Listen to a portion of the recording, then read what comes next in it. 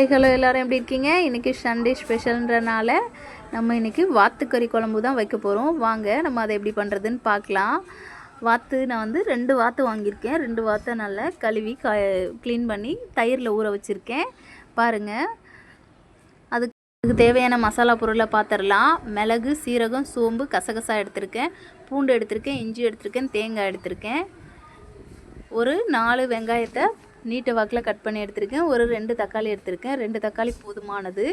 இப்போ நம்ம மசாலா எடுத்து வச்சுருக்க மசாலாவெல்லாம் ஒரு பேனில் சேர்த்து லோ ஃப்ளேமில் வச்சு லோவாக ரோஸ்ட் பண்ணி எடுத்துக்கலாம். ரொம்ப கரிச்சிடக்கூடாது, பொன்னிறமாக வறுத்து எடுத்துக்கோங்க. அவ்வளோதான், பாருங்கள், நல்லா வறுத்தாச்சு. இப்போ நம்ம இதை ஒரு மிக்ஸி ஜாருக்கு மாற்றிடலாம். நான் ஒரு 2 தேங்காய் சில்லு எடுத்திருக்கேன். அதை வந்து சின்ன சின்ன துண்டாக வெட்டி அதையுமே நம்ம மிக்ஸி ஜாரில் சேர்த்துக்கலாம். சேர்த்து நல்லா ஃபைன் பேஸ்ட்டாக அரைச்சி எடுத்துக்கலாம். இப்போ நம்ம அரைச்சி எடுத்துடலாம். இப்போ நம்ம அதுலேயே வந்து கொஞ்சமாக பூண்டும் இஞ்சி எடுத்து வச்சுருக்க இஞ்சியும் சேர்த்து அரைச்சி ஃபைன் பேஸ்ட்டாக எடுத்துக்கலாம். அவ்வளோதான். இப்போ நம்ம ஸ்டவ் ஆன் பண்ணிவிட்டு குக்கரில் கொஞ்சமாக எண்ணெய் விடுங்க. ஏன்னா வாத்துக்கறிக்கு எண்ணெய் வந்து கம்மியாக விட்டாலே போதும். இப்போ நம்ம எடுத்து வச்சுருக்க ஸ்பைசஸ்லாம் அதில் ஆட் பண்ணி கட் பண்ணி வச்சுருக்க ஆனியனையும் அதில் ஆட் பண்ணிவிடுங்க. ஏன்னா வாத்துலேயே நிறைய ஆயில் வரும். இது நல்லா வதங்கட்டும். லோ ஃப்ளேமில் வச்சு நல்லா வதக்கிடுங்க. இப்போ நம்ம எடுத்து வச்சுருக்க தக்காளியும் அதில் ஆட் பண்ணிக்கலாம்.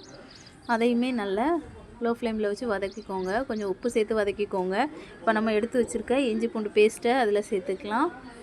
அப்புறம் நம்ம அரைச்சி வச்ச மசாலாவையும் அதில் சேர்த்துக்கலாம். எல்லாத்தையும் வச்சு நல்லா சுண்டு அதை நல்லா வதக்கி விடுங்க. இப்போ 1 ஸ்பூன் வெறும் மிளகாத்தூள், 2 ஸ்பூன் வீட்டில் அரைச்ச குழம்பு மிளகாத்தூள் சேர்த்துக்கோங்க. இப்போ நம்ம வாத்துக்கறியை எடுத்து நல்லா வாஷ் பண்ணி எடுத்துக்கலாம். நான் தயிரில் ஊற வச்சுருக்கேன்னு சொன்னேன் இல்லையா, அதை நம்ம நல்லா வாஷ் பண்ணி எடுத்துக்கலாம். வாஷ் பண்ணி நல்லா டைட்டாக புழிஞ்சிட்டு நம்ம குக்கரில் சேர்த்துடணும். ஏன்னா ஏற்கனவே நான் 3-4 டைம்ஸ் அதை வாஷ் பண்ணி எடுத்துட்டேன். இப்போ நம்ம குக்கரில் அது நல்லா விசில் வரட்டும். ஒரு 6லேருந்து 7 விசில் வரட்டும். அதுக்கப்புறம் எப்படி இருக்குன்னு பார்க்கலாம்.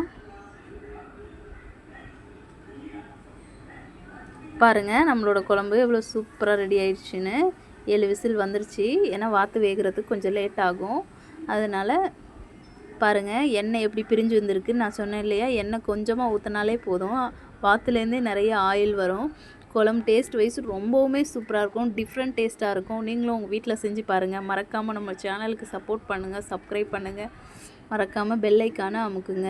அப்போ தான் நாங்கள் போடுற வீடியோ உங்களுக்கு அப்பப்போ நோட்டிஃபிகேஷன் வரும். தேங்க்யூ. பாய்.